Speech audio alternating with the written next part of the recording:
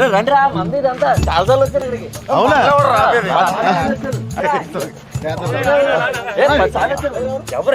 మళ్ళీ ఎవడు రాపేది 10 సార్లు వచ్చానన్నా. 20,000 చందాలకి చాలా మంది వస్తుంటారు రోజుకి. మీరు ఎవరు?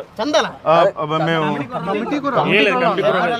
సార్ నిహార్ గారి సినిమా నాగబాబు గారు కూతురు మనోళ్ళైతే